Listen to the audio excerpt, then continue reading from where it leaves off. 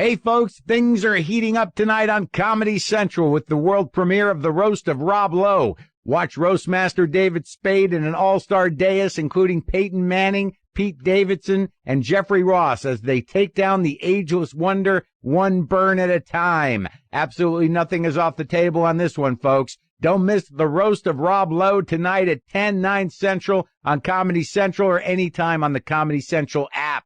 We're also sponsored today by CESO, SEESO.com, the all-comedy ad-free streaming TV service made for the serious comedy fan. They've got hilarious original series like Harmon Quest with Dan Harmon, Bajillion Dollar Properties with Paul F. Tompkins, and Take My Wife with Cameron Esposito and Rhea Butcher. Plus classic shows, late-night comedy, amazing stand-up specials, famous British comedies, and more. Go to CESO.com and start your free trial today. Get a month completely free at CESO.com.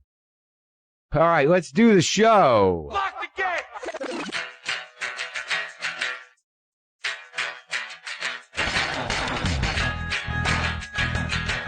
All right, let's do this. How are you, what the fuckers, what the fuck buddies, what the fucking ears, what the fuckadelics, what the fucking avians? What's happening? I'm Marc Maron. This is my show, WTF. Welcome to it. How are you? Today on the show, Joseph Arthur, the musician, songwriter, and painter and artist, and of all things. I don't know where I met Joseph, but I think I got a record of his from somewhere. He did this tribute record to Lou Reed that I really liked, and then I listened to some of his other music, and I was like, this is interesting. And then somehow we were in touch with each other on Twitter or something. I didn't really know who he was, but he was a fan of this show, and I became a fan of his music, and it was a great conversation. I just like the guy, and I like his work, and he does his own thing, and he's been out there a long time, and it was a surprise. Also on the show today, Peter Bebergal. He wrote a book called Season of the Witch: How the Occult Saved Rock and Roll. And I just kept looking at the book. I got a lot of books. I kept seeing it sitting over there. So, that's all. I'm going to do a little one with him and then Joe Arthur. So it's kind of a nice Monday, Labor Day show. Okay? So you relax. You relax, you people. Look, I talked to you the other day about this opportunity I got to be on this television show on Netflix called Glow, a starring role. And I'm excited about it. There's no reason I shouldn't be excited about it. But there's some part of me that underplays a lot of things. And also, it wasn't easy for me to cancel shows. I don't like to cancel shows. It bothers me. I don't like to be disappointed. Why would I think anyone else would like to be disappointed? I don't expect that you'll be horrendously angry at me. I did reschedule all the shows, but there was part of me. This is an interesting thing. I'm trying to explore this because I want to stay honest around this shit so I can share it with you. Just about what I'm going through and maybe somebody can relate to it. Like, for instance, I did not feel good canceling shows. I made sure we did not cancel any of them outright, and we rescheduled them all. I'm sorry if the time frame didn't work for some of you, and I also understand, again, that I would be disappointed as well. But it was not an easy decision. I knew I had to take the role because that's a once-in-a-lifetime thing. And as far as I know, I only got one lifetime, and I'm very excited about it. But I do know that I had to make a decision that would disappoint some people. But it wasn't easy. It wasn't easy.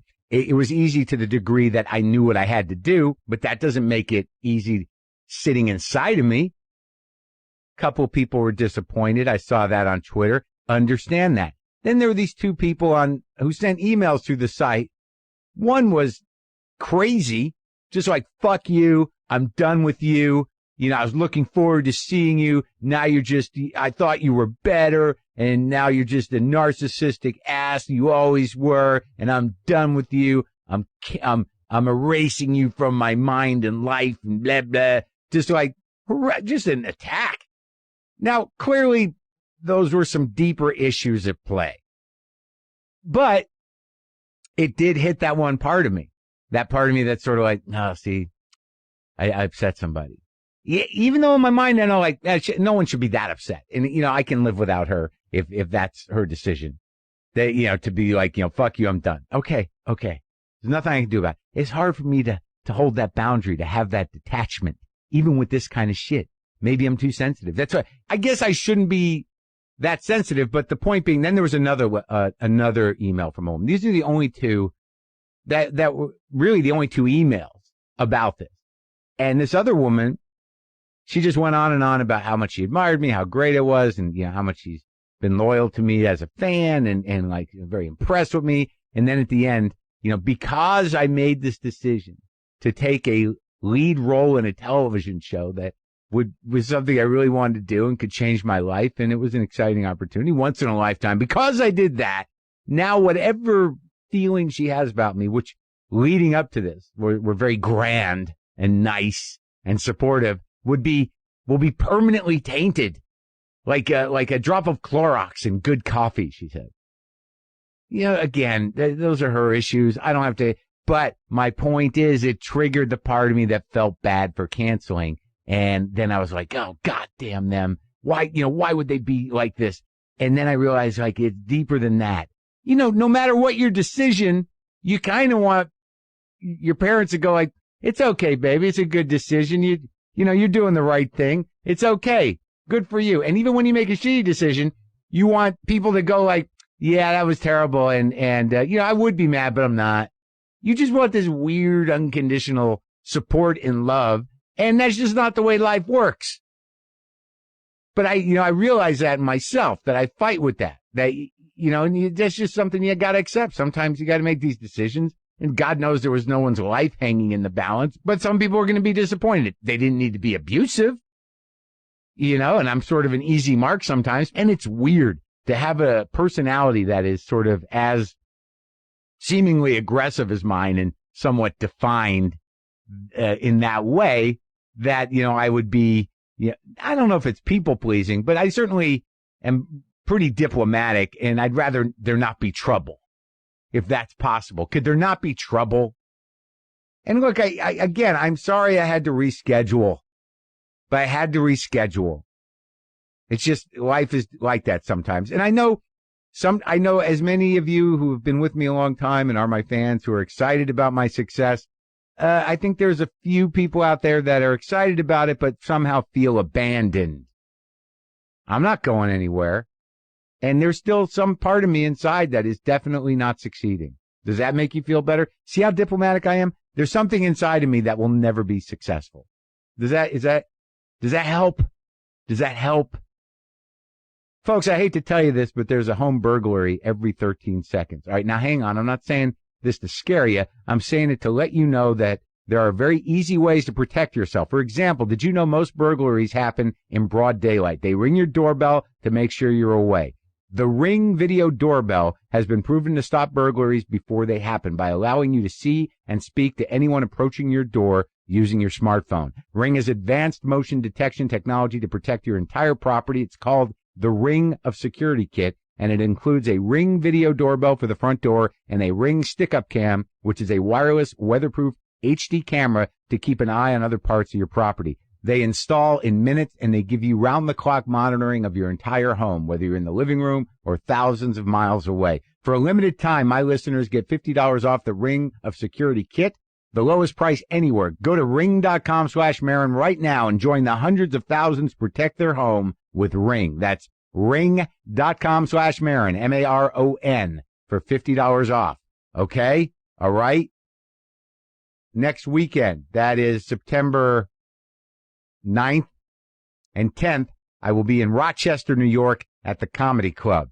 September 24th, I will be at the Wilbur Theater in Boston. 2 shows there. November 4th, Carnegie Hall. Yeah. December 3rd, the Vic Theater in Chicago, and then some of the rescheduled dates pick up after that. You can go to WTFpod.com/tour for all that info. I'll keep you abreast of it. So here's how Peter Bebergal got on the show, kind of. He sent me his book. I think we were in touch on email, and he thought I'd really like the book. It was called Season of the Witch, How the Occult Saved Rock and Roll. And I liked the cover. I had it in hardback sitting around, and I had it in paperback sitting around. And then finally I took a look at it, and it was sort of a memoir / kind of basic investigation into the mystical, kind of witchy elements of rock and roll. But it was also a lot about Peter himself. And I liked the guy. And then he happened to be coming to L.A. So I said, all right, let's do it. Come over. So this is me and Peter having a little chat about his book, Season of the Witch, How the Occult Saved Rock and Roll.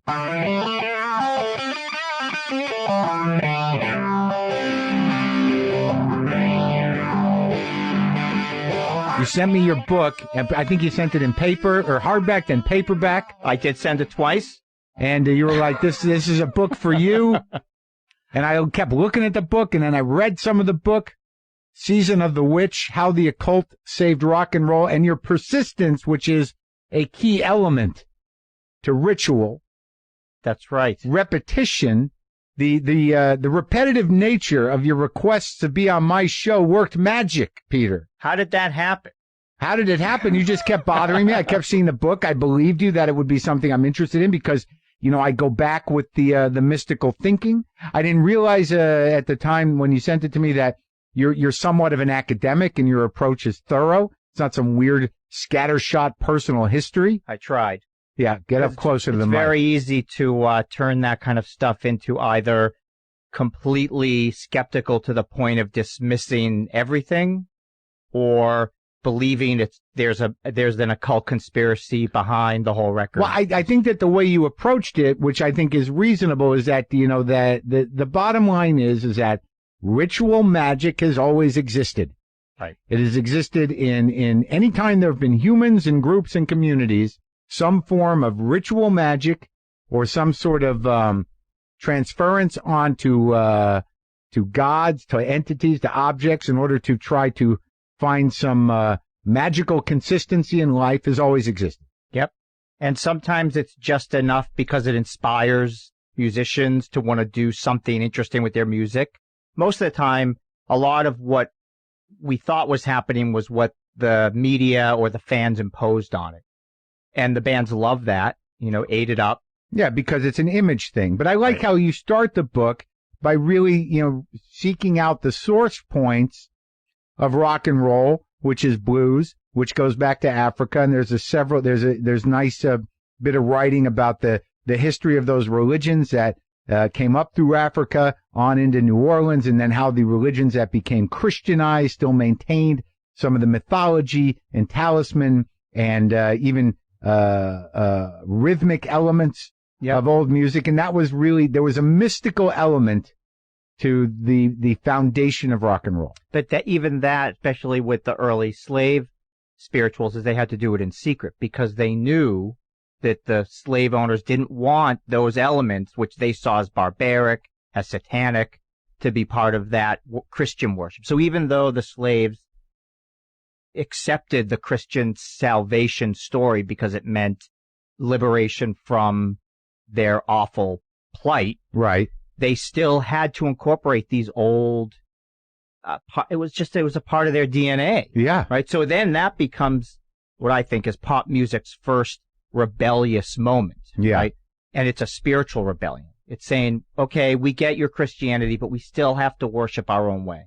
Right. And that comes up through, the first, rock and roll recordings, and also what was considered black music at the time. And there was an element of black culture that was mystifying and magical and somewhat evil to white culture. It still is in some areas. Right. Yeah. But the music was coming up mostly through black performers. That's right. There's also a really interesting moment. I couldn't find the actual source, but there was a early Pentecostal minister at the beginning of the Pentecostal movement who felt that his congregation just didn't have any energy in their prayer. It was very staid and white, you know? Yeah. And he said, come on, we can't let the devil keep all this good rhythm. Yeah. He was talking about the black churches. Right. Right. So they brought in the gospel, you know, the yelling and the speaking in tongues and and all of that So stuff. that's what shifted that. That's what shifted that. And that was the church that Elvis was brought up in, the Assembly Church of God. Yeah. So he's criticized later by his own church, and he says, but I learned it from you. Right. So let's talk about the evolution of this, because you're approaching the occult presence in rock and roll, which, well, some of it has foundation. There was some, after the blues, after early rock and roll, after Little Richard, where do we go? Where does it start becoming a part of rock and roll? Well, LSD. Okay. Right. So you have these bands, especially from England, that are returning to. Wait, one before we do this. Yeah. The Crossroads is the great mythological. That's right. Sell your soul to the devil, and you were able to track that. What the possibility and what that myth came from. That's right. So there's a couple of deities, African Yoruban deities, Legba and Ishu, and these are they're not the devil, but they're trickster. Right. And that's key, right? Yeah. They're trickster deities. Yeah. And they're in all the many religions, the trickster, like the fox, Hermes. Yeah. These are the coyote. That's right. These are the messengers. These are how you talk to the gods, is through these messenger spirits. And the trickster is kind of duplicitous. Yep. Sometimes a joker. That's right. Sometimes a player of pranks. Yep, that's right. And misleading. Right. Mm-hmm. But it's easy to see those horns on its head, right? Mm-hmm. And transfer that to this is the devil. Right. So that's how that happened. That's how the myth was Christianized in a way, and then mythologized through blues music. That's right. So now these gods, Ishu, Legba, become the devil at the crossroads. But prior to that, this was just an essential part of the African and Yoruban mythology. So Robert Johnson didn't sell his soul to the devil. No. Well, it even turns out maybe wasn't even Robert Johnson and all that story came from. Who was it? It is another fellow, Tommy Johnson. Yeah. And he had this sort of ghostly voice, falsetto. Yeah, Robert used that too. Yeah, and so they said that he and his brother had this idea to sort of perpetuate this story. Skip James had the falsetto too. Yes. So you have this anything in music that felt otherworldly. So they did it on purpose. Yes. So there you go. There's your beginning. That's right. Exactly. Because it creates a mythology. So all of rock, right, is about the creating of these mythologies. Mm-hmm. And I feel like, part of my growing up was about interacting with that mythology through the album covers. What's next? The Beatles? The Beatles, right? Paul is dead. Why has he got no shoes on? Got no shoes on because you don't bury somebody with their shoes on. That's what I heard. Then there was If 34. Is that what the license plate said? He would have been 34 if he hadn't died. Right. What about that guy who was standing there? Oh, the Undertaker. Yeah. Right? Okay. So my brother, older than me, 7 years older than me, he would play Revolution 9 for me. Oh, boy. I was 6, 7 years old, and I was terrified. But Number 9? And he played it backwards. Turned me on, dead man. I didn't know that. Yeah. I Buried Paul. That's one of that was that. But I Buried Paul at the end of Strawberry Fields. Oh, that's right. In that weird musical part where if you don't speed it up, it sounds like I'm very bored. But if you speed it up, it's I Buried Paul. It's clear as day. Yep, perfect. Yeah. So my brother would play this for me. Yeah. And I was terrified of it. But then when he wasn't home, I would play it all by myself, And then again, you add a little bit later, add a little Dungeons and Dragons to that. To that one? Well, just to the whole thing of listening. No, I to get these it, but like those seem like rumors and myths built around the Beatles. It wasn't necessarily the occult. It doesn't seem like the occult bands, happened a little later, right? No, but it has to be something underneath that is something that's very, something otherworldly has to be going on. How could Paul both be dead, but be able to be part of this story of his death? I get it. Right? Okay. This kind of like a necromancy of some kind of play. Right. And alongside that is their interest in Eastern mysticism. Mm-hmm. So all of this, especially at that part of the 60s, was all getting mixed up into this stew. Mm-hmm. Right? You get the weirdness of the mythology of the band's lives themselves. Yeah. Then you have their own interest in Eastern mysticism. Mm-hmm. Them taking LSD mm-hmm. is Lucy in the Sky about it or isn't it about it? Yeah. You know, and then there's always under their breath, it's not about it Yeah. while he drops the acid, right? Right. You know? Right. So you have all this. This is this stew. Yeah. And the counterculture is hungry for it because the war doesn't want to end. Right. Their parents' church isn't giving them anything. Yeah, and all of it, it's just blowing your minds. There's Exactly. a huge cultural shift, and Exactly. certainly mysticism and what became New Ageism and what was previously a cult was very popular in all different ways. There were literally magical groups and communities That's right. that were based in ritual magic. Well, right here you have the Source family. The Process Church. The Process Church. The other one, the Source, right? What was the other one? Children of God. Yep. The Mansons. Yep. It always takes that dark turn ultimately. You know, that's the other part of it. Is you fuel all this. And one thing that's interesting about sort of the occult imagination that I like to call it, and that kind of magical thinking that I know for me personally when I fueled it with stuff like acid, everything just connects to something else. There's no end. There's no final message. There's just, you have to keep digging, and then there's another sign that points to another sign, and another symbol Yeah, but that points to that's another right. But symbol, that's magical. That's mystical thinking. That's That's magical thinking. That's right. But it turns dark when there's a moment in, did you ever see Imagine? Yeah, when it turns dark is when you believe it, when you actually have a moment where you believe it's all connected. Right. Then it becomes quite overwhelming, and it's impossible not to think that you're a secret agent of some kind. That's right. Am I the only one that knows this? Yeah, exactly. Exactly. Then you're in trouble. Right. Because then it has been said that it's just as psychotically self-centered to believe that you're Jesus as to believe you're the devil. There's no... Right. Right. Right. I always thought that when I got the most psychotic that I was just sort of like, I've been assigned the job to reveal this. Yes. I didn't think I was a prophet. I didn't think I was Jesus or the devil. I was just sort of like, I'm being privy. I'm privy to this information. But then the information changed almost immediately as soon as you got it. No, because I was a sign reader. Okay. I would see signs, but I didn't know what they represented. Yeah, I had that. Yeah, which is, I think, which is what is compelling about a lot of it, whether it's done on purpose or not, whether I Bury Paul is there on purpose or not. It's compelling, and it starts to create its own narrative. That's right. That is not denied or not confirmed, which is a great tool of magic. Right. Exactly. Never deny, never confirm. So, but the ritual space, all this stuff, mythologizing and images and rumors that become myths is one thing, but it does seem to me that there were some artists that actually affected and utilized ritual space and magic elements in order to deliver the goods. Yes. Right? Yep.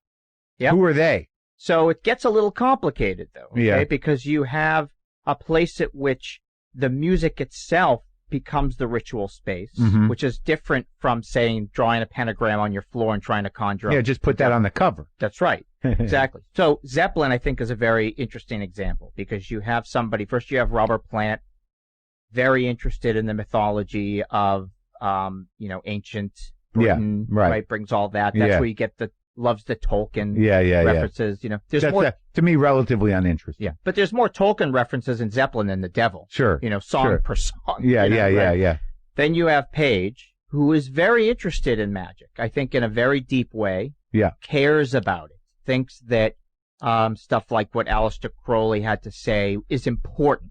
And what's manifested is where I think if magic is real, it's where it really exists. It's in that transmission between the musician and the audience. Yes. Right? So there's a sacred space that's created Yes. there. And we, in whatever that moment we're in the show or listening to the music, we give over to this thing and it's real, right? Yeah, it's that is real. sure. That's magic. That's magic. Right? Music is magic in general. Right.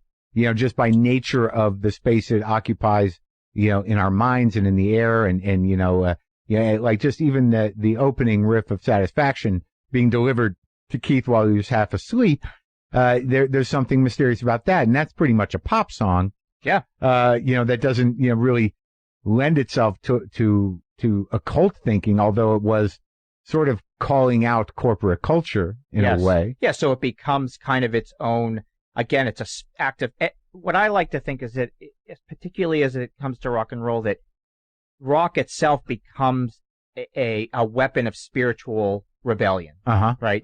And it's often a spiritual rebellion that sees itself in opposition to traditional mainstream Judeo-Christian norms. From the beginning. From the very beginning, right? Even when the slaves were singing their version of their spirituals, it was in opposition to the normative mainstream white Christian way of worship. So you're saying it always occupied that space, and on some level, the best rock and roll is something that pushes up against anything mainstream, anything dogmatic, anything dug in. That's right. And even prior to that, go all the way back to the early avant-garde classical composers. Sure. At every moment, you see these composers, somebody like Ravel, and they were always, as much as they were doing this, they were also joining Rosicrucian orders. Sure. Right?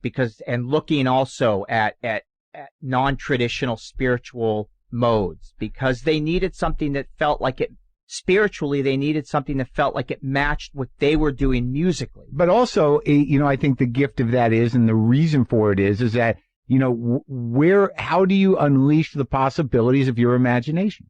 So that's the answer. That's it. Yeah. Right. So the tools of ritual magic, whether it be a sacred order or something, more intimate, is really sort of like we're doing something, certainly, transgressive in a way. Yes. Something, alternative and maybe even, against the law. Yeah. And dangerous. Dangerous to see where that takes our minds. Right.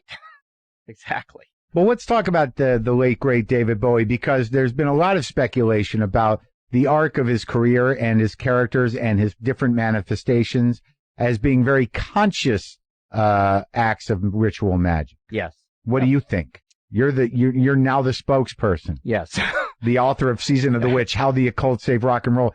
Tell me about the life of David Bowie and all his character manifestations and what they were servicing. So I think, and this sounds like a little bit of rock and roll hyperbole, but I think that he really was the true rock magician, because so there's an interesting thing. There's a definition of magic that Crowley, that says, magic is the art and science of causing change in accordance with your will. Right. And a little bit later, this woman, Dion Fortune, said, actually, it's causing a change in consciousness to occur in accordance with the will. And so I see Bowie as somebody who at every turn actually was changing his consciousness through these different personas, fully inhabiting them, and all along the way using the sort of mythologies of various magic. And he even went so far as to become interested in sort of the weird Nazi occult, mythologies. Stuff, And he saw, that as also a place where populism becomes its own kind of theater, which becomes its own kind of ritual change in the public consciousness. Well, yeah. The Hitler was very aware of that. Exactly. And it enabled him to manifest his will to horrible ends. That's right. And so a lot of people would retroactively say that, and I don't know, that was the whole Raiders of the Lost Ark. That's the whole Raiders of the Lost Ark, exactly. And so Bowie would look back on that later and be wholly ashamed that he embraced the kind of slightly he said that? fascist. Yeah. He said it was the cocaine and just not thinking it through. Well, no, he applied his intelligence to dark matter, because when you're jacked on drugs and in a psychotic state and have a lot of money, you're going to turn to the darkness. That's right, exactly. So, think about it, even as go back to any of these guys. They were young. A lot of them grew up poor. Suddenly you have more money than you know what to do with, And a lot of them died. Exactly. With their dumb games. That's right. One of the things that I found out later about Bowie after he died that just made me feel so good was that later in his life, he loved being sober. Yeah. He loved his sobriety. Yeah. Well, I think he became a very sort of, he was always elegant, but he became a very sophisticated, I think, moral and polite English gentleman. That's right. Exactly. So as you move through all this stuff, now, the conclusion is that rock and roll is magic, and that it's magic because of almost the very nature of what magic is, which is an opposition to established norms. That's right. It's also what we need it to be. So there's a lot that we as fans and critics and media impose on it. Uh-huh. We want to say, there was somebody who wrote that Mick Jagger was the most evil man alive. That he was the devil personified. Yeah, I remember. But he saw himself. He saw himself as the trickster, not as Satan. Right. Well, he is. Yeah. Yeah, but he liked. I'll buy it. He brought all that on to himself, partly because he liked the attention that came as part of embracing that. Let me. And it's funny. Her myself. Satanic Majesty is not a great record. It's not a great record. Nope. The Lantern's a pretty good song. Yeah. Yeah. And then you get later as we move into, what really becomes defined as satanic rock, that's a fucking joke. Yep. It's weird because American Satanism and Satanism in general as a specific ideology and practice was really a huckster job. Yeah. I mean, how Satan figures into other magical systems or the beast or Beelzebub or whoever, whatever its manifestation is, was usually part of a broader system. That's right? Yeah. So then when, Anton LaVey summons this fucking, ridiculous, bit of business, which is, just a gutting of Crowley and everything else. And it's basically just sort of do what you want. Yeah. It's a liberation. It's a libertarian theology. Yeah. Yeah. That's right. Yeah. But it's sort of it's half baked in a way. Yeah. Right? Yeah. I mean, I think so because, and I have to say, and I don't want to, you want to trivialize Satanism? Yeah, I don't want to trivialize Satanism, but the Church of Satan thing, current that's doing all these things with trying to get the Baphomet statues put up. And I kind of wish it was like a real Wiccan pagan group that was doing it, right? Or even the local Hindu temple. I wish they were the ones that were asking for a statue of Shiva. Yeah. Yeah. Because if you ask there's context. There's context. If you ask these guys, they say, we don't believe in anything. We're atheists. Yeah. So why do you want a religious statue of? Yeah. But, they're trolls. Pranksters. They're great at it. Yeah. There's no doubt. And they're really showing, I think, fundamentalism, what at its core is problematic. Oh, so it's just a direct opposition. It's a reaction. That's right. It's not a system in a way. That's right. It's a reaction. Like punk rock it would fall in the same. Punk rock, for the most part, is not magic per se, but a reaction, an aggressive reaction. That's right. Right. Yeah. Yeah. So, I just want to say on the record that I'm fine with magic. I'm okay with the some of the darker elements of magic that don't hurt people, and I'm okay with the darker elements of magic that have delivered us some of the best music in the world. I'm okay with it. Yeah. I'm on board. Yep. I'm a member of the magical circle. There's a story that I write about in the book. When Zeppelin was recording 3, they asked the engineer Terry Manning. Mm-hmm. Page went up to him and he said, I want you to take this quote, do what thou wilt, and I want you to etch it into the inner groove. And Manning said, I can't do that. It's going to wreck, he said, I need you to do it because we have to get Crowley's message out to the world. Yeah. So Manning humored him, said it was a very precarious thing, getting the master in a way that he could get down above it, etch it in. He said maybe 20, 30 years later, Terry Manning was watching cable TV and flipped through, it was the 700 Club. And the minister held up the album. Yeah. Zeppelin 3. Yeah. The Devil in Music. Right here, close-up camera. There's the inner thing. And Manning looked and he said to himself, I did that. But it's not, it was only on one pressing, right? Is it hard to find? I think you can get it. I think you can get it. On an old Zeppelin 3, on the, right at between the last song and the label. Exactly. That's smooth. And, remember later, punk bands would always write little messages. No, there's stuff. There's a lot of stuff written in there. Yeah, that was always fun trying to look for those. Yeah. Now we got to go look at my old Zeppelin 3. Yeah, let's do it. Yeah. And see if it's there. That would be good. Well, so, you cover a lot in the book. You thread it through a sort of memoir. Yep. Of your own sort of musical enlightenment. Yep. And how's the book doing? Is it magic? Pretty good. You know, it's like you think people buy books, but then you always want them to buy more. Yeah. You know? Yeah. The book I did before this sold 50 copies. So, yeah. Which one was that? Too Much to Dream. Uh-huh. Psychedelic American Boyhood. Uh-huh. That was my memoir of my lapsed youth. Uh-huh. So now you tightened it up. Tightened it up. Got outside of myself. You know? Good, man. Well, it was good talking to you, Thanks buddy. very much.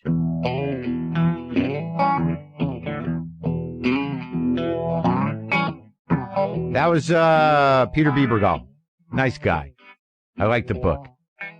Season of the Witch, How the Occult Saved Rock and Roll. All right, so now what? All right, so look, life is about to get pretty crazy for me. I have the tour dates. I start shooting the new TV show. I have 2 podcasts a week. I'm going to be pretty tired at the end of the day.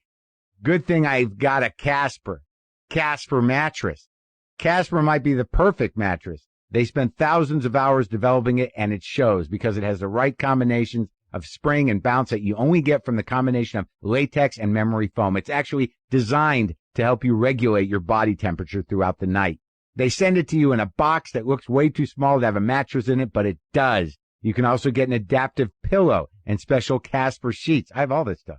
Mattresses can often cost well over $1,500, but American-made Casper mattresses have a shockingly fair price. They cost $500 for a twin, $850 for a queen, and $950 for a king. Try it for 100 nights. Home trial. If you don't love it, they'll pick it up and refund you everything. Get $50 toward any mattress purchase by visiting Casper.com/WTF and using the code WTF.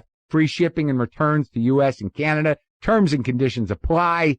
That's Casper.com/WTF. Use the code WTF.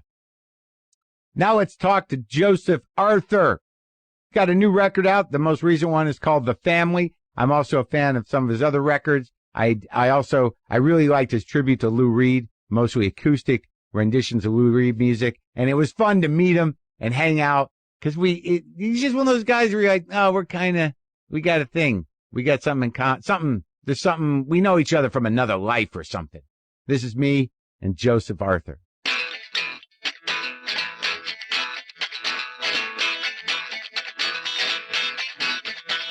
You live in a garage in Red. Yeah. Well, yeah. I mean, not officially. It's like live workspace. Yeah. Is this a sad story, Joseph, or is it a nice garage? I heard you recently call this place magical. Uh-huh. And you said that you really have come to believe that it's magical. Got to. And I have come to believe, and I don't know, I identify with you, Mark. So I feel it. I do. I identify. So I also think that my garage is magical. It's just on the different coast. Well, the thing about spaces in general, I think especially with music, that, they do take on, they are part of it. They are part, like, whether you can identify it or not when you listen to the music, but that room is that room, and the music's only going to sound like it sounds in that room. They do have that element, right? Yeah, I think so. Yeah, and like a lot of times, like the greatest studios are just like, pretty underwhelming spaces. Yeah, like Muscle visually. Shoals. Yeah, they're just a room. But I usually always think of it as like it's down to like sort of supernatural. Yeah, like that there's spirits or something. Do you? Have you found? Yeah, I think I go that way. I don't know if I believe it or not, but I tend to. I have gone that way in my life. Yeah. But then I have to identify the beings and, what kind of spirits. Right. And like, why were they sent here? What do they want from me? Right. Are they going to turn on me? Right. Yeah. Like if I'm going to deal with spirits, define spirits, there's always a chance that they'll start fucking with you the wrong way. That's true. They often do. Right. They often do fuck with you the wrong way on purpose. Yeah, and see, if you believe that, I guess it lets you off the hook to a degree. Yeah. But I could also just believe that there's a coziness or something. Like I could probably, like I used to be a lot more mystical in my thinking before I met somebody who was a, like a guy who, like, if you look at, what's the math word I want? The odds of something happening. Uh-huh. Like if you really if you break down a situation, like why the fuck did I just run into that guy? Right. In my neighborhood. Yeah. Like if you really break down, what is your circle of life? Right. And you know what I mean? Yeah. Yeah. it kind of takes a little bit of the poetry out of it. I'm not, or puts it in. I mean, I'm alive because of alcoholism. I mean, my parents met in a bar. really. Yeah, like so. I can't be too mad at alcohol. Which one was an alcoholic? Well, well, I mean, my dad's got some issues with that. He's sober though. Oh, he got sober? Yeah, Like, he's for real? Yeah, he's sober. Like Yeah, program sober? yeah, he got program sober. Yeah, No kidding. yeah. For how long? He's been sober a long, long time. That's fucking good. Yeah, a long time. Did you grow up in it? I did grow up in it. Damn, we're going there quick. We were talking about mystical ghosts and stuff, and now we're like in my family. You are a sensei. Yeah. Wait a minute. Well, the new record, like, I know it's not about your family per se, but there's a few of your albums that are narratively driven. So you are a storyteller. Yeah, oh, thank you for saying that. But I was getting the reason I'm alive because the alcoholism was the alcoholism of my mother's at the time roommate, who was like prodding her. Once removed. Who were like this is years and years, obviously years and years ago before I was born, but like so she made my mom take her to the bar, and that's where my mom and dad met. They wouldn't have met outside of that. Where was it? My mom's from West Virginia. Yeah. And my dad's from Akron, Ohio. I'm from Akron, Ohio. Akron, Ohio. Ohio. Devices, shout out to them. I know They're all there. They're all there. You know them? Yeah. You're a pedal guy. A pedal guy? Yeah. Yeah. Sometimes. Yeah. You'll layer the sounds. That's true. Yeah. You got brothers and sisters? I got a sister, older sister. What'd she do? 2.5 years older. She is a painter. She's raises 2 kids. Painter, huh? Yeah. How old are you? You mind me asking? I don't mind. I'm 44. Okay, I'm 52. Yeah. 44. 44. So you're growing up in Akron. In the 70s. In the 70s. Well, yes. Late 70s. Right. Yeah. So what kind of, like, when did you start doing the music? Well, my sister, I guess there was a piano that suddenly She older? appeared. She's older. Yeah. So then she was interested in piano lessons. And then so I kind of like just got swept up into that. And I hated that. But then, it's funny because I got into Jaco Pastorius. I got into bass and what do you mean? Like Jaco Pastorius, and you did that interview with Flea and Robert Trujillo, which was great. Did you watch that documentary? Sure, I did. Yeah, it was wonderful. Did you like it? I'm a huge Jaco Pastorius nut job. I love. Are it. you really? Yeah, I ripped all the frets out of my Fender Precision bass. I wanted to be a jazz fusion bass player. Like that's what I was in a band called Frankie Starr and Chill Factor when I was in high school. And it was a fusion band? It was a blues band, and we opened up for like Stevie Ray Vaughan a couple times. Really? We played like 5 nights a week. And you're playing bass. And I was playing bass. So you're like boom, boom, boom, boom, boom, boom. Yeah. Just like dun dun dun dun. And funk stuff too. Yeah. And we were good. I mean, I'd make like a lot of money. I probably made more money then than now, but playing in a blues band, playing bars. Band. Yeah, playing bars. I could have kept doing it. I mean, and then how old were you? This was like 11th and 12th grade in high school, so I'm like 17. And then so you're playing out. I was playing 5 nights a week. Not guitar though. Not guitar, bass. Yeah. All bass. And I didn't sing until I was like 21. I was going to be a jazzer. That's weird. So, but weird. Did you study jazz? It's not completely weird. It kind of makes sense because, I can't wrap my brain around, fusion and enjoying it. Like I can. That makes a lot of sense. I can see Jaco as a great bass player. I understand that, and I feel that way too, to a degree. I mean, that's why I do what I do. I like songs and hooks, right, and repetition, and blues and stuff. Yeah, and I like the blues. Like fusion, just sort of like there's something cheesy about keyboards sometimes that I can't quite get past, even if it's fucking Chick Corea, right? Or even if it's that dude, that crazy alpha dude in Weather Report that made Jaco's life so difficult. Know Joe Zawinul. Yeah, Joe Zawinul. Is that his name? Yeah, that was an interesting. He seemed like a real terror. That guy. And I know he's a great player, but there's just something about. I mean, like, look, you know how us artists are. We have egos and freak out and insecurity. Oh yeah, we're disaster. We're disasters.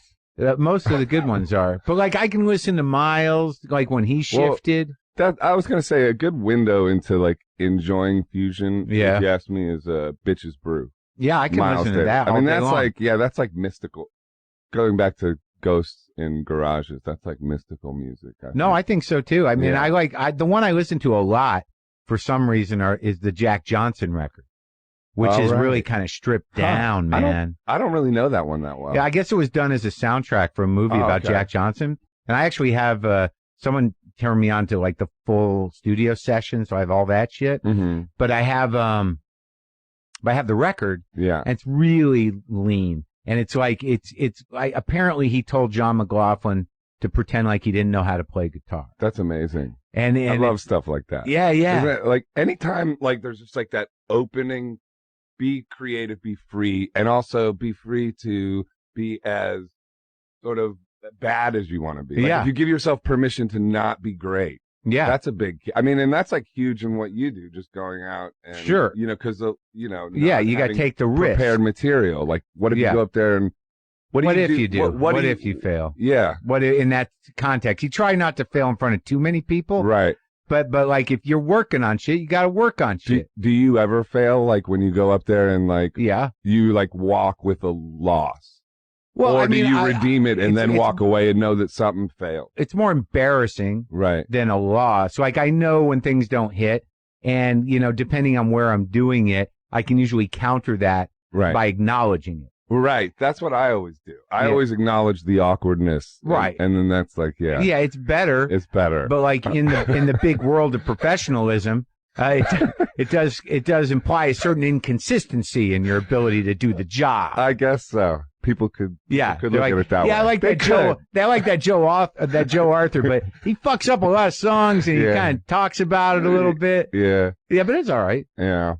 But I think that is true about creativity, that you have to, you know, not be afraid to fail. Like with guitar, like it took me a long time to realize, like the only reason I never really committed to it in a real way is I don't like learning songs. Right. And I sort of just like, you know, I think I'm a pretty good player, but I never thought I compared to real players. But like in the last few years, I sort of just realized like, what the fuck does that even mean? And who does? Yeah, but what does that mean in rock and roll, really? Right. I mean, there's some bad players. So arguably, some of the best players that we know are not that great. Right. I mean, you're talking about technical level. Yeah, it doesn't. But that's what I compare myself to. It's like, I don't know my scales. I don't know how to noodle. I can't just, you know, listen to songs and know them. And I don't like learning songs. Well, I don't like learning songs either, which is why that's why I started writing songs. Really? Because, there was like the people in. Like there was that talented kid in everybody's high school who could just hear a song and play the thing on piano. Like I remember the guy, know? Like Mike Garcia could play Van Halen's Eruption. Right, and I'm like, fuck it. There's that guy in every high school, and I was not him. And what would invariably happen? I'd start trying to figure something out, and then I would just start drifting away with this new progression, and then start singing something or do something or make something up out of it. I used to just compose, but I wonder why, like the thing with comedians and musicians, like how so many really good comedians are like really good musicians. Are they really good? But this is the question, because like some of them are, like I mean they could be putting out records. I mean like you know, like when you think of like the Flight of the Conchords, they made those like that kind of thing, and the Mighty Bush or whatever and stuff like that, or like. And then Jimmy Fallon is he can play pretty good. He's talented, but I always think like the only difference is for some reason comedians can't do it without irony. That's the thing. Well, if you're a comic and you have musical talent, it really becomes a sort of like, how do you integrate it into your act without being stupid? Right. Like, or hacky. But why can't a comedian then be also a serious musician where this is not ironic and not funny? I don't think they can't. I just think that like, is there any case of that? Well, we might respect music too much. I think you do that a little bit. I mean, I think you're like, sort of doing that. Like if I played, like I really want to play with other people. Right. But I don't want to make a big deal of it. I don't want to have a goal in mind. I would just like to collaborate on that level because I don't really know how. And every time I've done it, just on nights where Brendan Small has some dudes, like do it. I like it. Yeah, it's just something I have to integrate in my life. You find the guys, you make a schedule, you get a space, and go fuck off for a while. Yeah. I play on the podcast because like I just like the sound of it in my head, and I like fucking with this stuff, and I like mic and the amp, and I just like I don't put any real effort into it, and like a lot of times I'm just making it up as I go along. Yeah, and I don't know why. It's a nice way to like conclude things. It Yeah. is. I like it. I mean, I've been listening to the podcast since before you did that. Right. And I like it. Oh, thanks. Yeah. But let's get back to you in Ohio. Okay. So you're playing in a blues band. Yeah. You want to be Jocko. You rip the frets out. Yeah. You want to do fusion. I want to do fusion, yeah. And then- or I wanted to, yeah. I don't know. Yeah, Stanley Clark and Jocko were kind of my heroes. Oh, yeah. I remember Stanley Clark's band. Well, you know what I liked about the Jocko documentary was that it sort of because I just loved him as a kid, and then you get new heroes and you come up and you do other things and stuff like that. But it just reminded me of that sort of part of just music for the sake of it, or just art, art, not thinking about it in terms of a commodity, but thinking just being an artist, just how much of a gift that actually is. And, and to the heartbreaking way he sort of lost it, Did you think that way always? I mean, were you thinking that way as a young person? That this is a gift or that it's not a commodity necessarily? I never really thought money, until I got into my 40s. I'm late. I'm a latecomer to being financially concerned.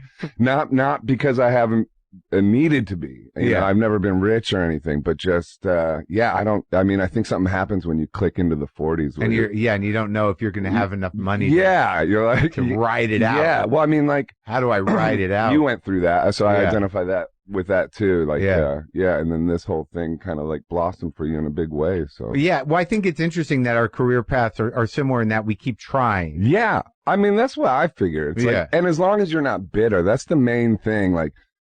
Is just not being bitter, and the way I'm, a lot of times people come up to me and be like, you should be so much bigger than you are. I don't understand it.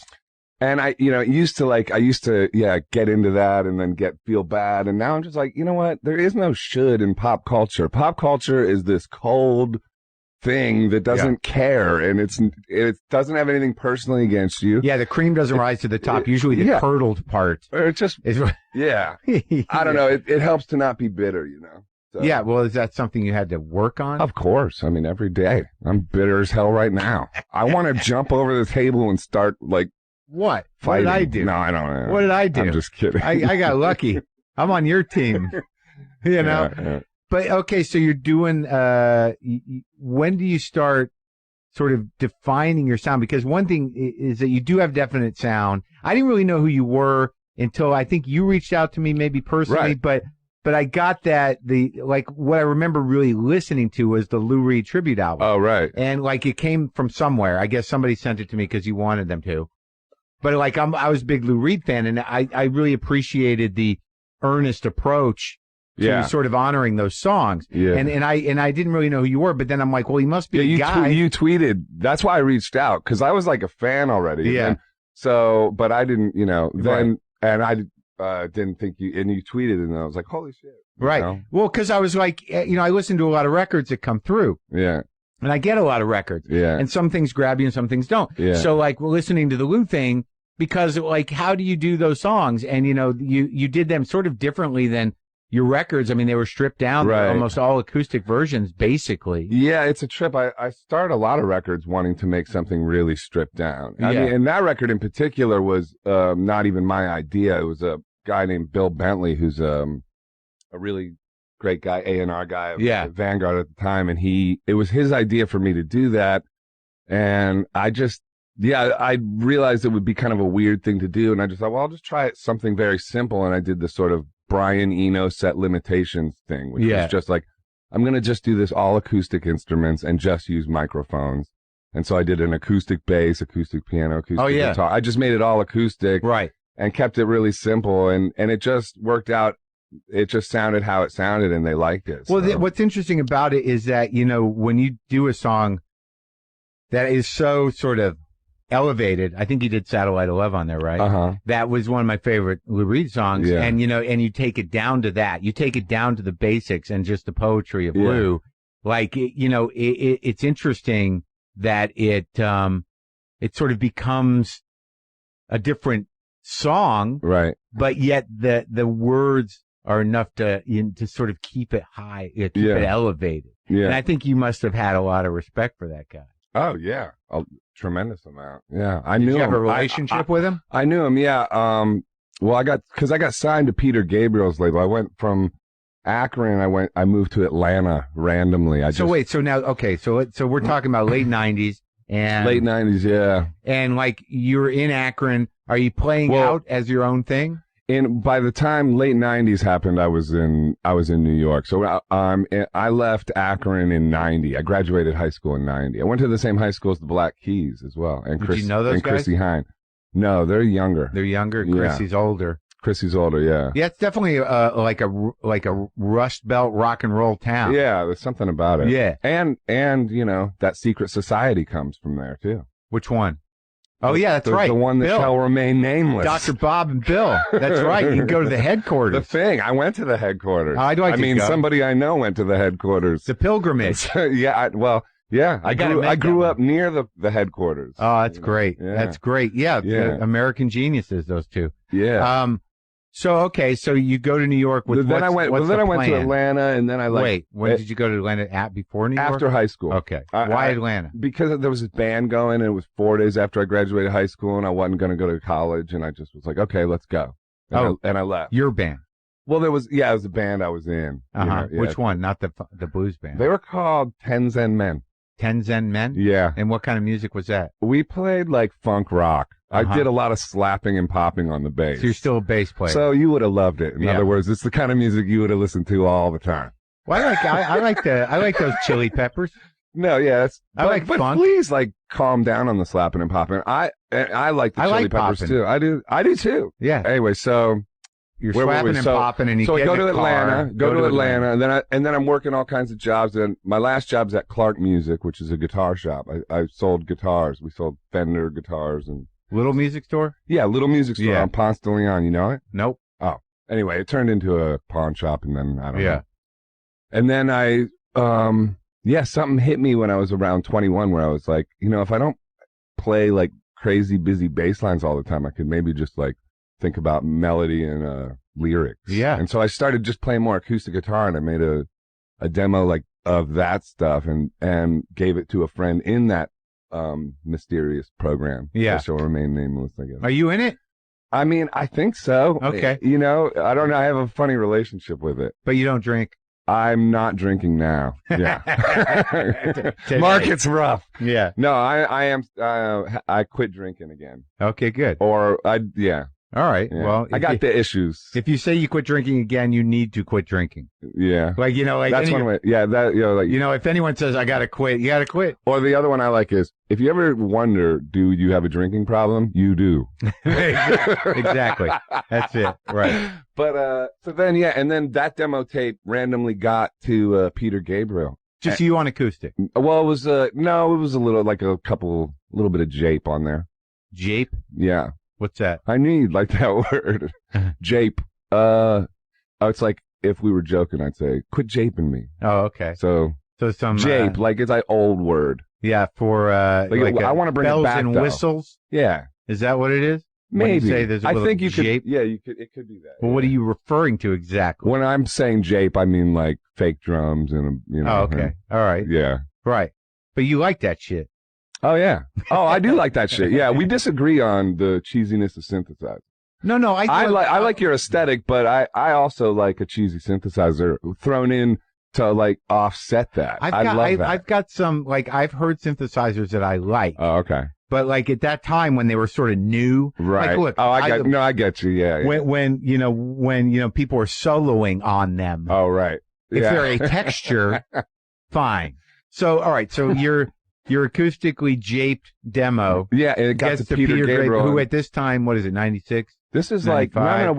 This is 94 probably, 95. 94, 95, yeah. So Peter's a pretty big deal. He's a big deal, yeah. Yeah. Yeah. Unique sound. No one sounds like Peter Gabriel. Right. He's got his thing. Well, it was such an interesting, weird world for me to kind of go into, because here I go for this weird fusion thing. I was, I was already off. I meet people now. They're like, oh yeah, when I was 14, I started listening to Bob Dylan and the Beatles and all this and learning how to write those songs. I'm like, man, I went about it the whole wrong way.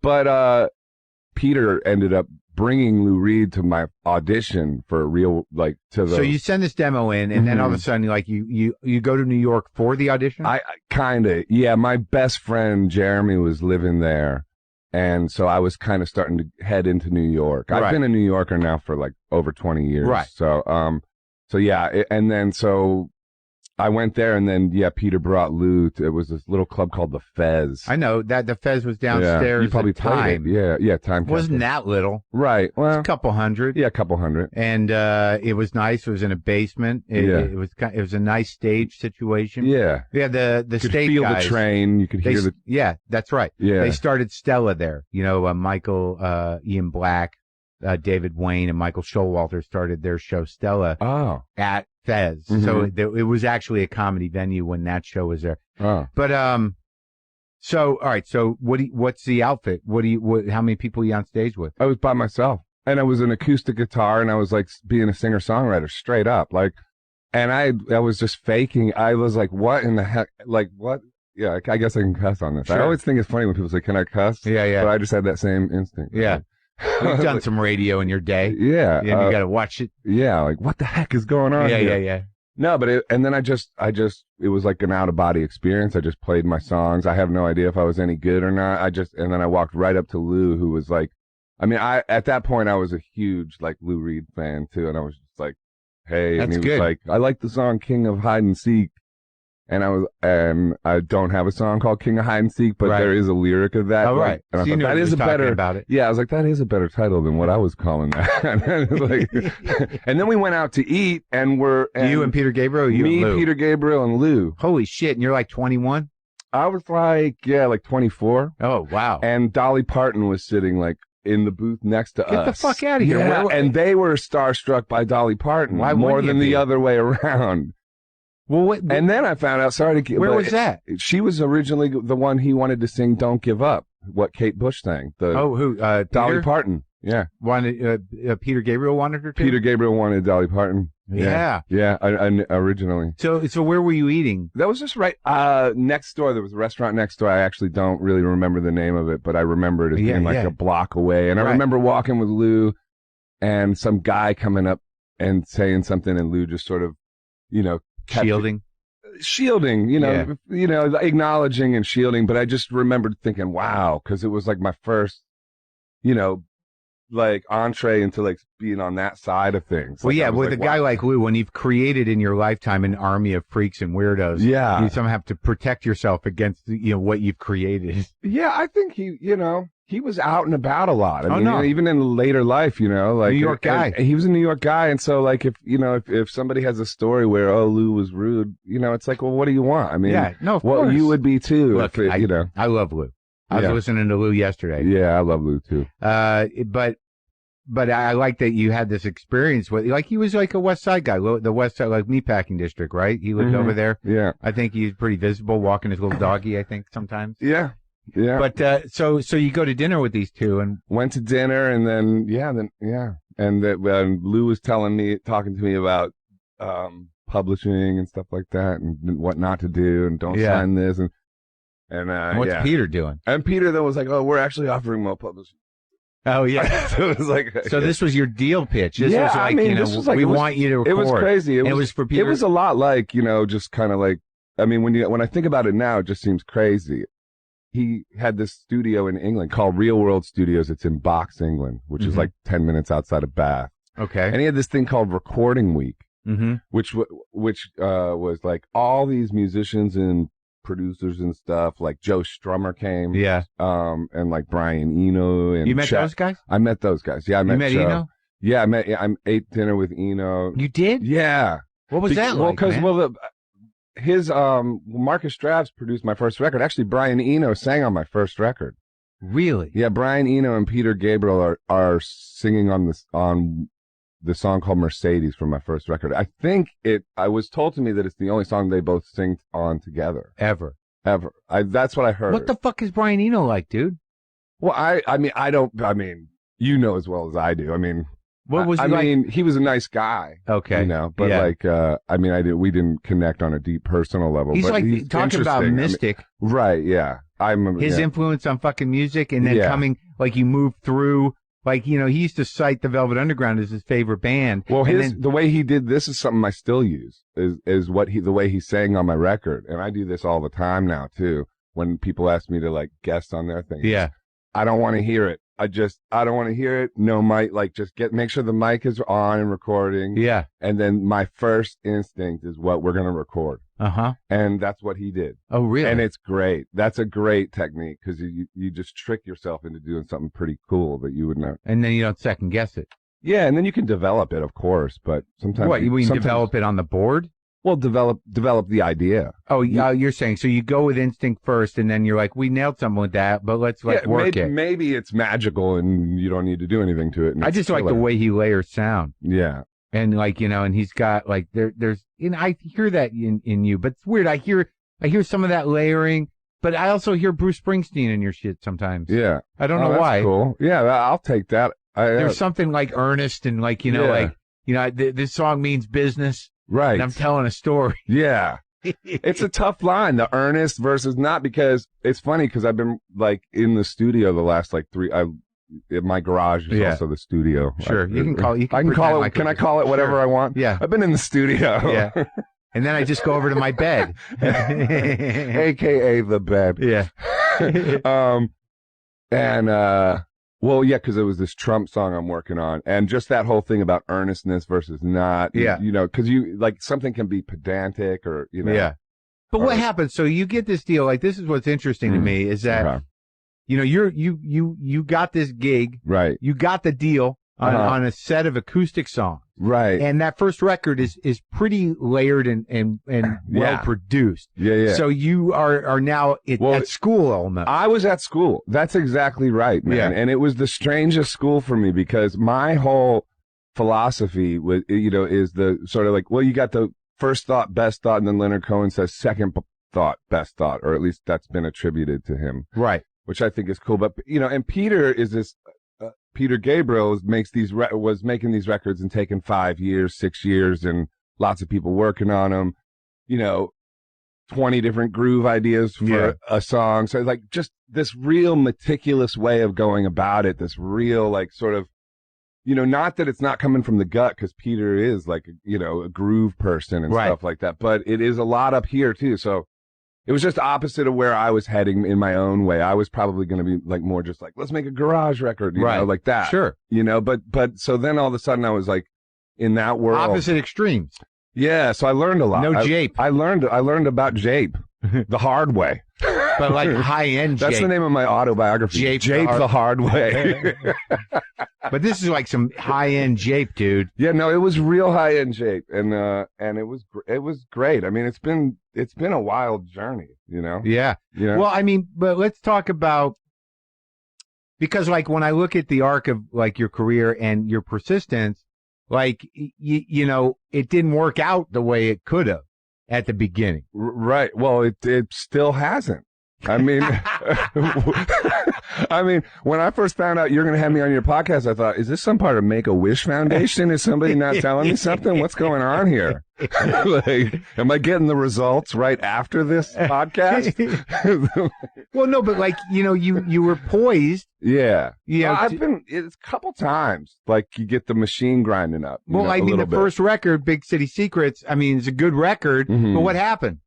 Well, that came out in France and I was big in France. Yeah. That's the name of my follow-up autobiography. Sure. Big in France. No, as opposed to Japan. Yeah. And then it didn't do anything here. And then I waited around for a while before I could get into the studio again. It used to take years. Like, was it disappointing?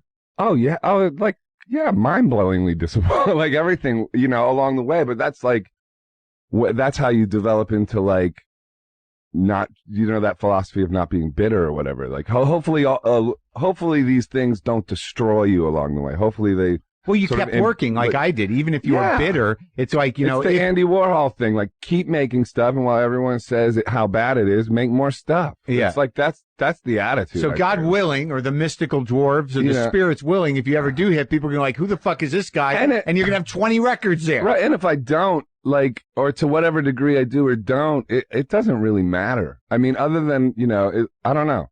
That's my attitude sitting here right now on on Marc Maron's podcast, though. So I mean, like, it could go a lot. There could go a lot further down from here. But the thing is weird, right? But you still work. I'm sure you've been down, and like, you know, it seems like there's been booze involved at different times, so you can get real There's down. There's been booze. Yeah, There's been ladies. Yeah, booze and ladies. That can really take you all the way down. All the way down. Oh yeah. Those are 2 tickets to the bottom level. Yeah. But you know, but even when, you know, after I liked the Lou album, which is just called Lou, the songs of Lou Reed. Then you didn't know a way to get in because there's too much stuff. Well, no. I mean, I kind of like poked around a little bit, but I did listen to Days of Surrender a few times. Oh, cool. Like That's interesting because that was the record I made after Lou, and I kind of sort of had that same inspiration. It's funny that you're that. Well, that came to me in vinyl, and the cover's engaging. And I was sort of intrigued by you in general because there's something, you know, very unique and very, you know, ethereal about like the way you produce records. Huh. So I listened to Days of Surrender with that same kind of intent, like there's something going on here. You know, like this guy's doing things. Yeah. And I had to listen to it a few times because it's were listening to my magical garage. That's what you were listening to. That's my magical garage. It's a lot of layers, dude. Yeah. In that record. In a good way? I don't know. Yeah, because you listen to it and then you hear your voice and then it's sort of like, it sounds like there's like a whole other thing going on alongside of it. Huh. Do you know what I mean? You know, like here's the music, here's a song. Right. And like, what's going over there on the right? You know, like there's like textures and shit. Yeah. Yeah, lots of panning and stuff like that on the stereo spectrum. I mean, I probably could mix it better now that I've watched my Mixing with Mike videos. I mean, that's the thing. That was pre-mixing with Mike, so I didn't That was not my intention of making you feel insecure. No, but listen, I appreciate you shouting out that record. I don't know. Is there a better way to say that? I appreciate you mentioning that record. Yeah. Yeah. Because I don't know. It's just something I put out, and yeah. Well, what now? But after there's not a lot of hoopla, or there's it's hard. You put it up by yourself? Yeah, kind of. Yeah, that's the way I mean it. Do you have a label? I do. Lonely Astronaut Records, I guess. I mean, it's like I think it's like this thing where every time you put out something new, the music business has changed again. So it's like you reinvent it again every single time. How many big labels have you been at? Oh man. Well, through Real World, I was on Virgin, and then I went on to Universal. Real World, what is that? Real World is Peter Gabriel's label. Yeah. And you went to Virgin? And I was signed to Real World, and then they put it out through Virgin. So you get signed, sometimes you get signed to these labels that are also signed to labels. Right. Subsidiaries. Now, the second record, Come to Where I'm From, that was produced by T-Bone Burnett. Who's a genius. Yeah. In his own way, right? I mean, I think so. Yeah, I liked a couple of his solo records, and certainly he's a great archivist. Oh, he's. And what did he bring? The world is a better place for T-Bone. Yeah, and what did he bring to your sound?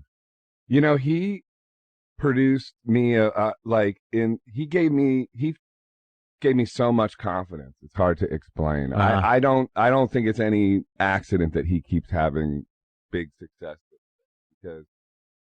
I don't know. There was something he did where he just made me feel like what I was doing was very important, and that and just gave me a lot of confidence. And then we made that at Sound City, which was the out here, the Grohl documentary, another magic place, which is a magic place, and just the whole thing. And that was like the L.A. record. I was out in L.A. for 3 months, staying at the Oakwoods. I found Usher's driver's license in the parking lot. And I turned it in. Mm-hmm. Anyway, so yeah. And how'd that record do? Well, I think that record actually sort of was kind of is considered my first record over here in a way. And that did I got Record of the Year in Entertainment Weekly. Oh, yeah. Yeah, so it had it was a critically well-received record, and it sold okay. Yeah. But it didn't sell a lot, and so Virgin kind of lost interest after that, and then that's when I went to Universal. It's got the groovy cover, too. You always got good covers. Thanks, man.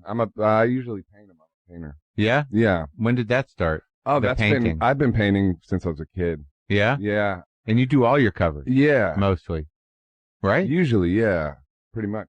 And so then, all right, so it didn't pan out as well as Virgin wanted it to. Yeah. And then you go to Universal. Then I went to Universal, and then that was Honey in the Moon, which went on the OC, and that did okay. Yeah. There's a song I have called Honey in the Moon. Yeah. And that was from Redemption Son? Redemption Son. How'd the record do in general?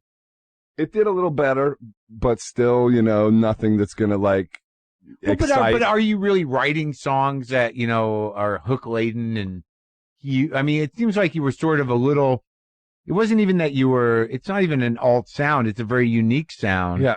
That, I don't know. I mean, were you writing songs to be huge? I mean, in my mind, I like write what I like, you know, and so it's just, I like good songs and I like hits, so I'm trying to write songs that are likable. It's not, but I'm also not like following a formula or something like that.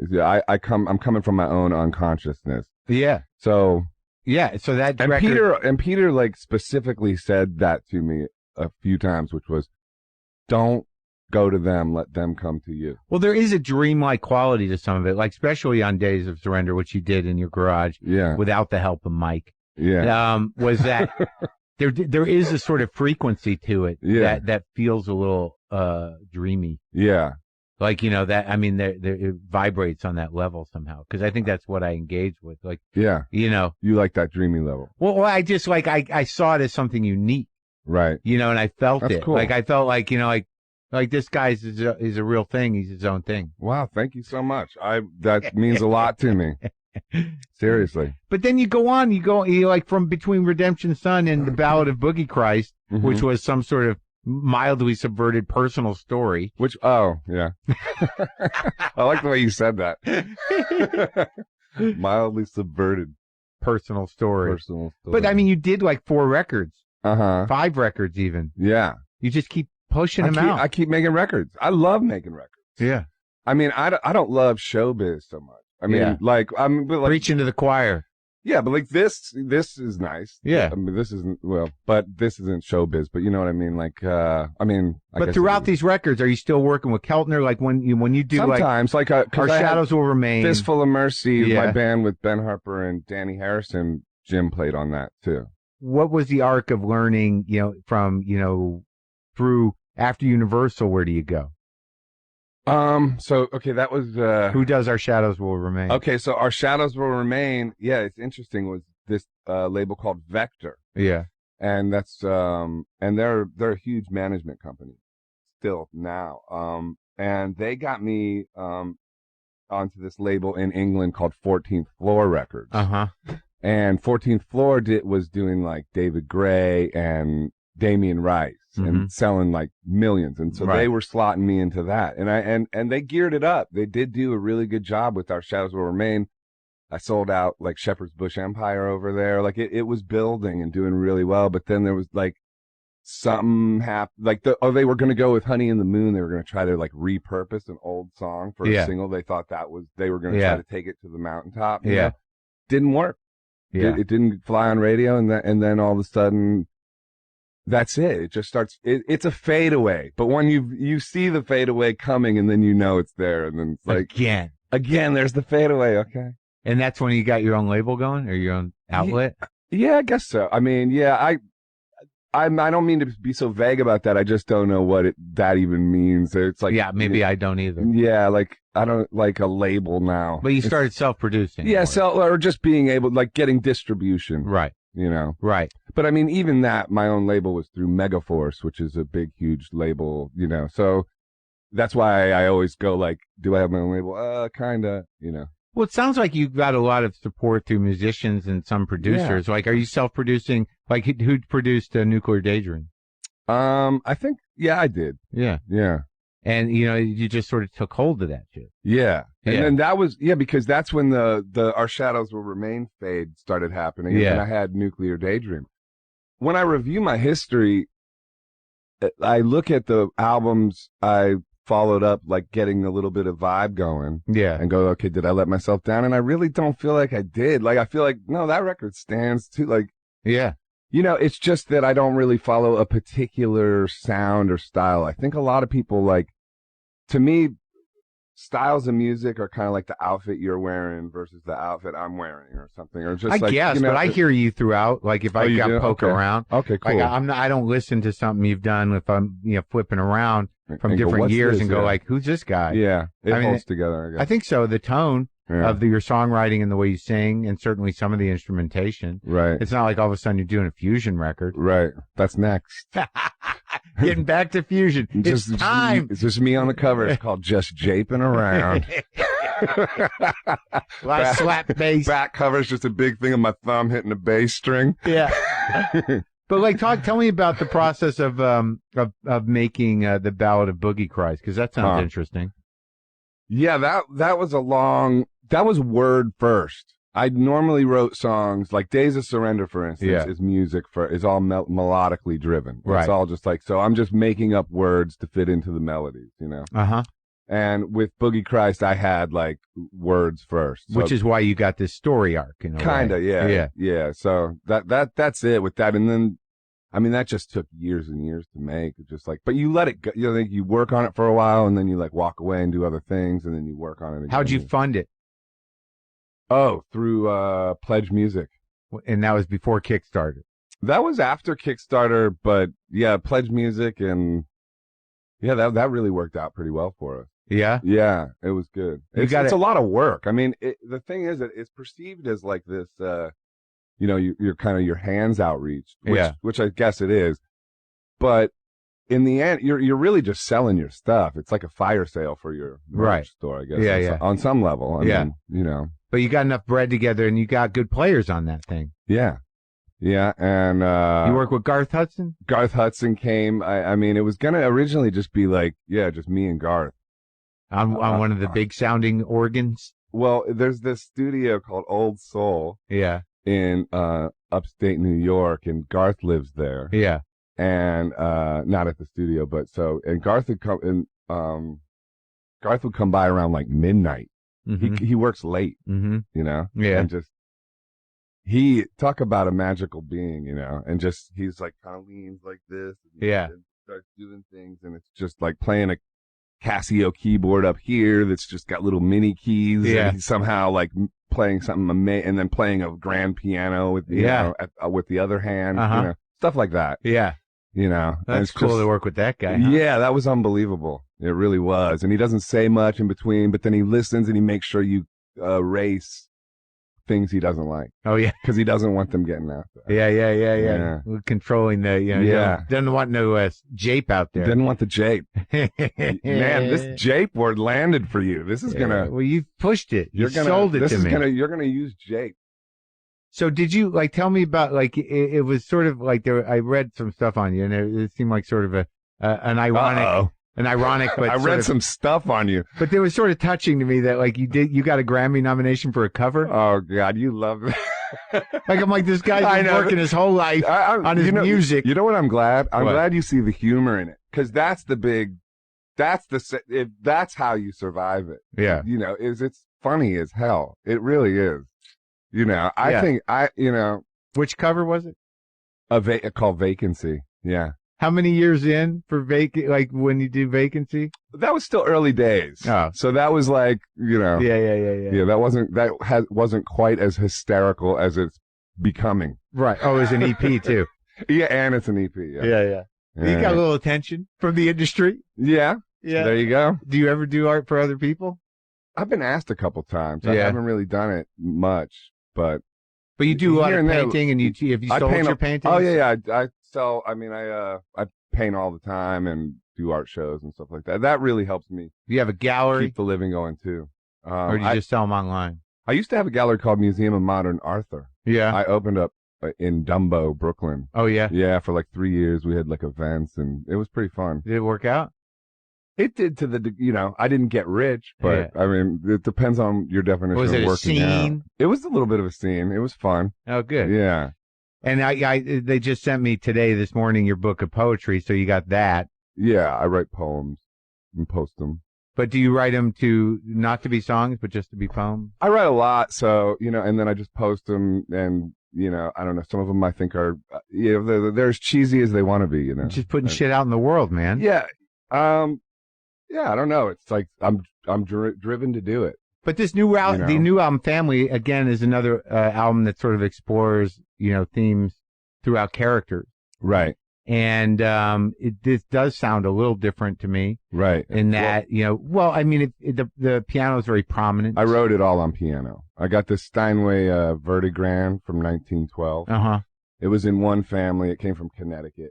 And it was, I think I got it for like $1,600. In fact, that's something you could, because you don't need a huge space at all for it. I mean, a Verdigran, it's a upright piano. Yeah.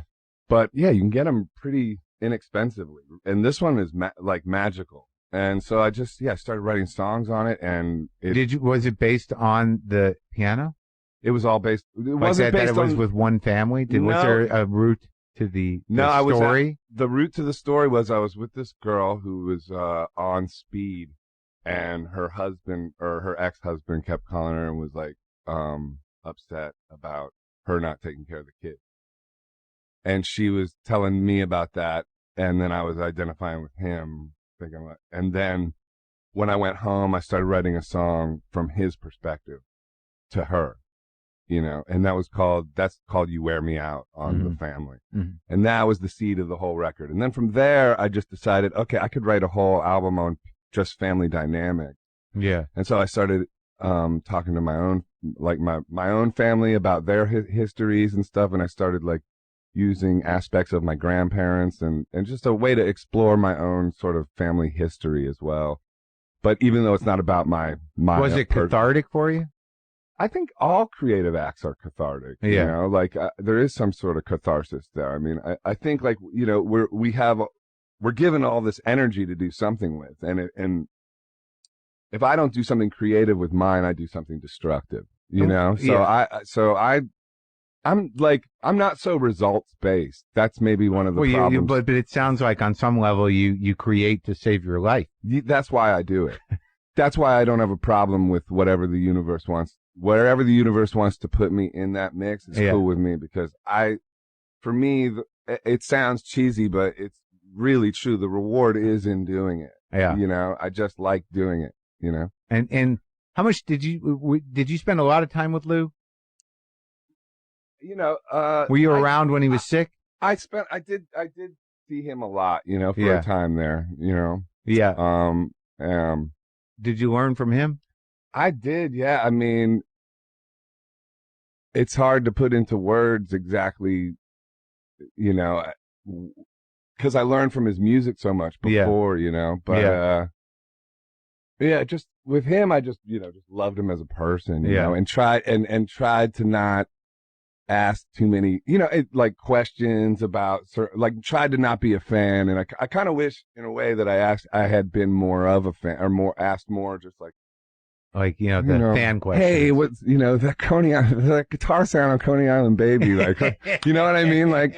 But I did text him once that Coney Island Baby is the best song that anyone's ever written. Yeah. And, and he handled it very graciously. Then I immediately said, oh, sorry to fan out. And he wrote something nice back. Oh, he did? Yeah, he wrote something very nice back, so he was a nice guy. Yeah. That's the thing. He was really, inside, he was a very nice guy. I mean, and outside, but you know what I mean? He has the... Sure. Well, I mean, like anybody else, you don't know who they are until they let you in. Yeah. And if they let you in, then you know. Yeah. And if they know that you already know, they usually let you in. Yeah. Yeah. Yeah. I think that's true. And what did your folks do when you were growing up? My dad was, he was building truck tires, and he worked for the government, and he put himself through law school. Oh, yeah? And then he became a lawyer, and he also built, houses. I mean, he worked really, really hard. Is he still around? Still around, yeah. And he's sort of, I don't know what strata you would put us in. Well, I mean, lower middle class, middle class, I don't know. How does he feel about you? Well, that's probably complicated, but I mean, is he proud? Does he like your work? Does he? I think so. Oh, that's good. I think so. Yeah, we have a good. I feel like my family relationship is good. Good. I mean, there's we're a dramatic bunch. I mean, we're crazy. But usually they just want to know you're okay. And yeah, I think they really care about me. They really love me, and I really love them and care about them too. And your mom's all right? And my mom's really good. Yeah.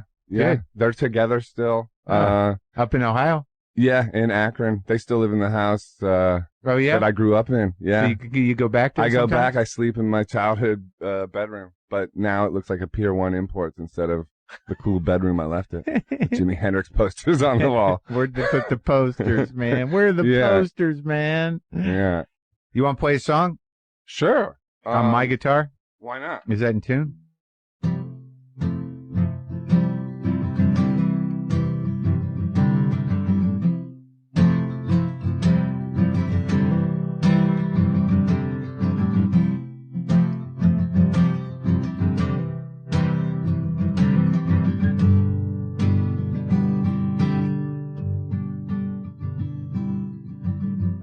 Drunk, I miss the fiend, I miss the simplicity of addiction in the scene. I miss wandering aimlessly in half-dead sewers with rats for eyes, chewing on forgiveness and the will to apologize. I miss the return and no return as I burn in avalanches of white snow and yellow cocaine. I miss talking to brick walls while following the grain, and human dolls as I plagiarize myself like a dummy, stuffed with counterfeit money for Cairo and black honey.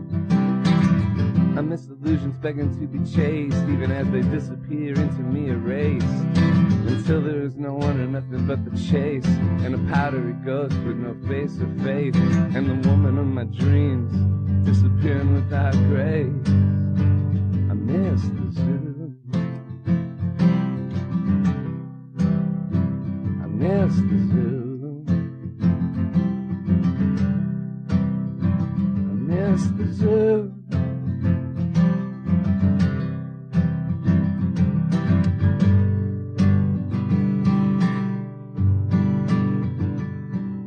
Evolving into a cloud of blue marijuana, blown from the lips of hookers and pimps as they shake each other down in the alleys for the damned but mighty.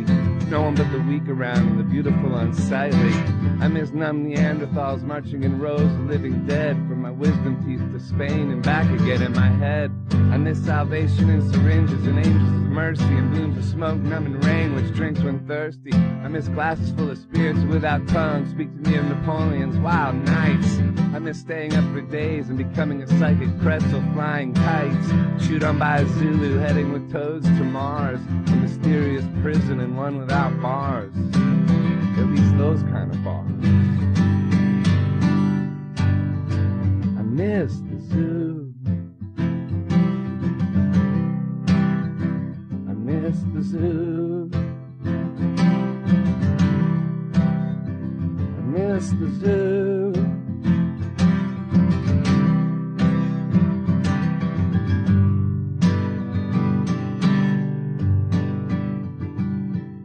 Waking in the arms of strangers like puppies just born in the pound to a dead mother with eyes sealed shut, looking for a tit to suck and other dangers, when the night before laughter was our only pursuit, even as knives carved up our backs and demons sat like Buddhas eating fruit, meditating on hate forever in our minds. I miss exposing even my bones from the knee that rewinds, even my burning home, even my gutted inner child, even my dead grandfather beneath the ground that's wild, even my criminal family, even my weed whacker thoughts, whipping a thin plastic string to cut the ears off others as I sing. I miss Van Gogh's revenge, I miss his nightly binge, I miss spiders surrounding my bed and litanies with an effigy, or a dead king, a prophet of doom, a Jesus for the apocalypse wearing dirt like perfume, or a mother for Satan, or a ghost for all the children of abuse.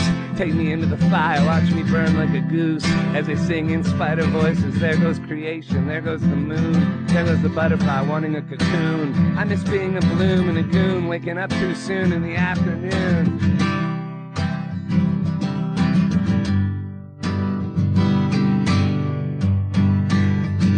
I miss the zoo. Miss the zoo. I miss the zoo.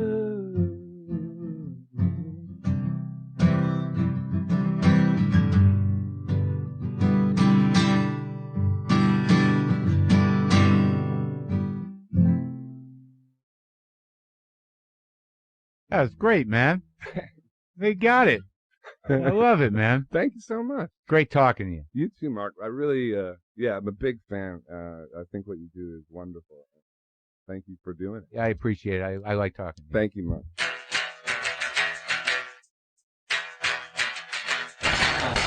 Nice, right? I like when people play in here. So I'm going to leave it at that. I guess I won't be playing because we just had a guy play and sing, right? Thanks again to our sponsor, CISO, the all-comedy ad-free streaming TV service made for the serious comedy fan. Go watch the original shows like Harmon Quest, Bajillion Dollar Properties, and Take My Wife. CISO's got all of NBC's late-night shows the next day, plus fresh new stand-up every day of the year, and classic comedy series all in one place. Go to CISO.com and start your free trial today. That's SEESO.com for a free month. All right? WTFpod.com for all your WTF pod needs. Posters, T-shirts, tour dates, blog, podcast. Whew. Yeah. I'm sweating. Boomer lives!